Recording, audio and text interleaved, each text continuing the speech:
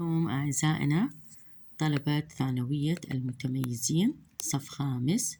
نرجع نكمل ما تبقى من الفصل، وتعتبر هذه المحاضرة الأخيرة لنكمل الشابتر 1. موضوعنا اليوم هو nutritional need، المتطلبات الغذائية، المواد الغذائية اللي يحتاجها الكائن الحي. طبعا اللي تعرفنا عليه بالفصل انه all organisms need energy that obtain in food. إذن organisms obtain the energy required for all their metabolic function, growth, and for the repair of their damaged tissue from food. إذن الكائنات تحصل على الطاقة الضرورية مأخوذة من العمليات الأيضية، يعني من الغذاء اللي تناوله، ويستفاد منها في الوظائف، في النمو، في إصلاح الأنسجة المتضررة اللي هي يأخذها منين الطاقة من الغذاء. The energy that food provide is necessary for the continuity of life on earth. إذن الطاقة اللي هي تكون موجودة في الغذاء أو اللي نحصل عليها من الغذاء تعتبر هذه ضرورية حتى نستمر بالحياة. Food can be divided into 6 groups according to its composition إلى carbohydrate, lipids, protein, vitamin, minerals, water. All of these supposed nutrients are essential for a balanced diet. جميع هذه المفردات الغذائية اللي تكون ضرورية لجسم الكائن تعتبر أساسية لنظام غذائي متوازن. And a deficiency of any of them، وأي نقص في هذه الأساسيات may give rise of serious metabolic disorders، ممكن أن يعرض الشخص إلى اضطرابات في الأيضية. كربوهيدرات، البروتين and lipids، كربوهيدرات والبروتينات والدهون used as source of energy، تعتبر كمصدر للطاقة.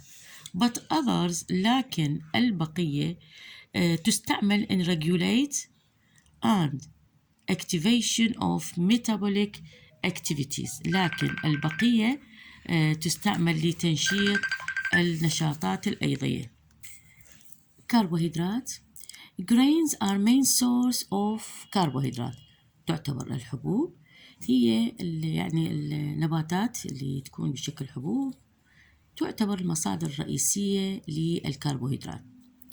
They change into simple sugars gradually. إذن هذه الكربوهيدرات باعتبارها مادة معقدة، وخلال عملية الهضم في الجهاز الهضمي تتحول إلى سكريات بسيطة، مواد أبسط. and contain amount of fibers، وتحتوي على كميات من الألياف. These fibers limit adhesion.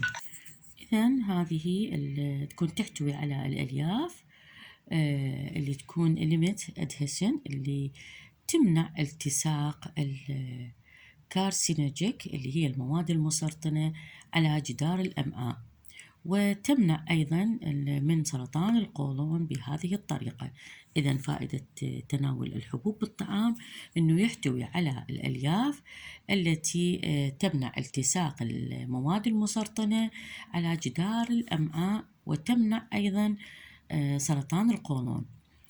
dissolved fiber، وعندي النوع الثاني من الألياف اللي تكون الألياف الذائبة في الشوفان، وتمنع prevent absorption of cholesterol، تمنع امتصاص الكوليسترول and some harmful acid، وبعض الأحماض المضرة.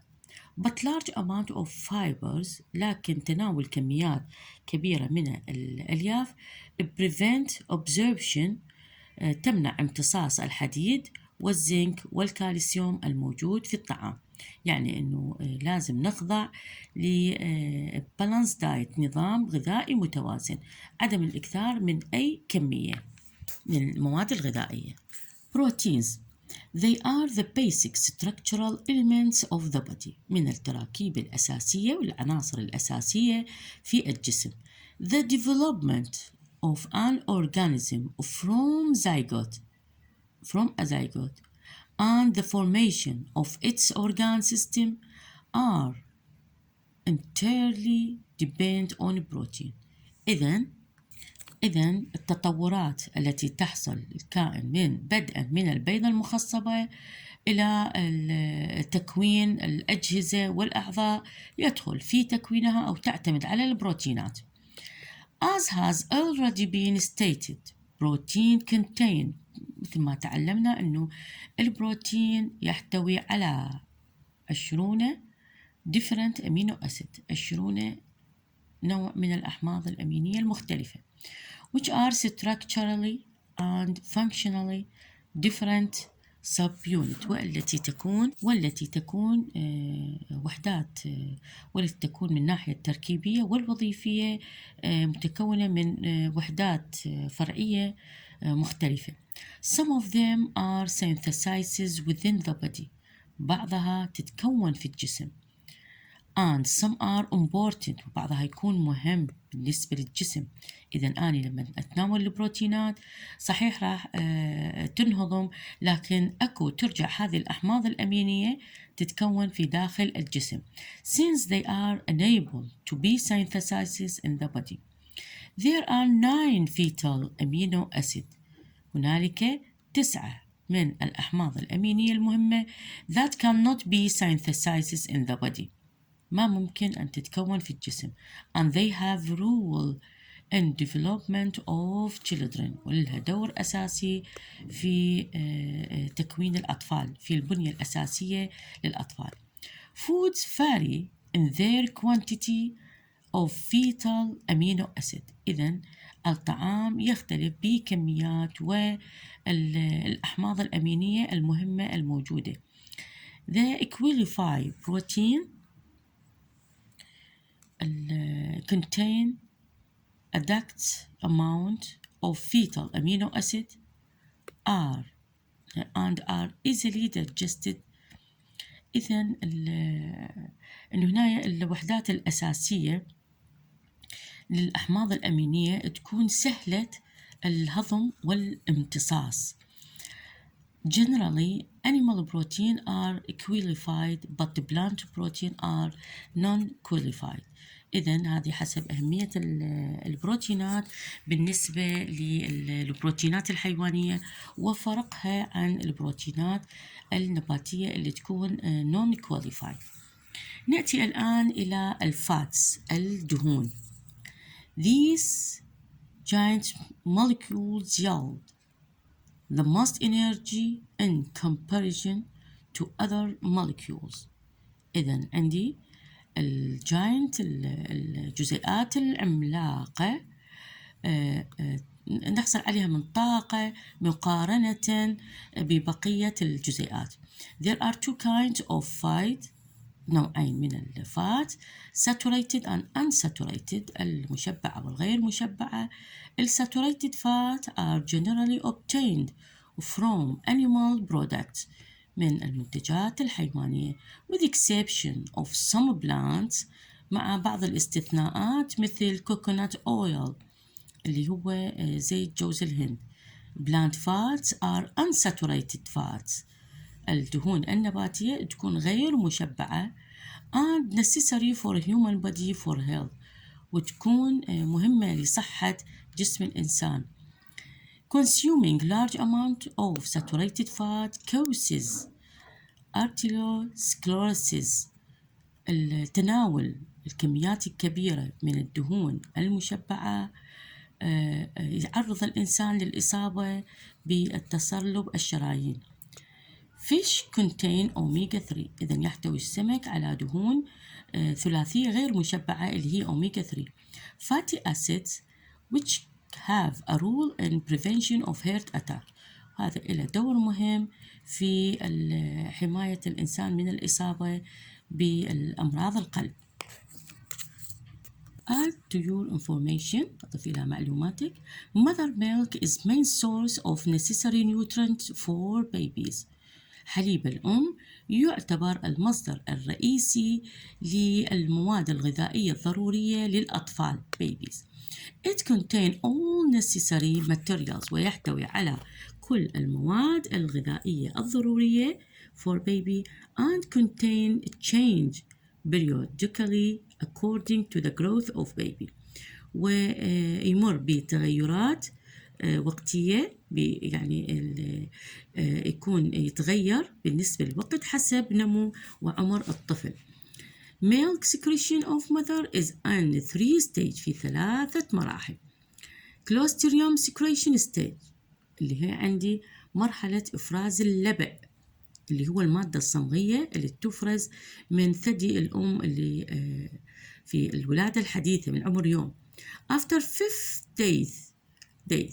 day بعد اليوم الخامس of secretion clostridium، عندي حرف O ناقص، secretion decrease، راح يقل إفراز اللبن بعد اليوم الخامس. and natural milk secretion start، ويبدأ عندي إفراز الحليب الطبيعي and continue until 3rd or 4th week، ويستمر إلى الأسبوع الثالث أو الرابع. المرحلة الأخيرة mature milk، الحليب الناضج secretion stage start after 4th week، تبدأ بعد الأسبوع الرابع. minerals anorganic molecules، الجزيئات اللا عضوية or minerals اللي تكون مهمة في وظائف الجسم as organic molecules التي تكون كالجزيئات العضوية. They are required for health، وهذه المعادن نحتاجها للصحة والcontinuity of metabolism والاستمرار في العمليات الأيضية and in the formation of bone and teeth، ونحتاجها أيضا في تكوين العظام والأسنان.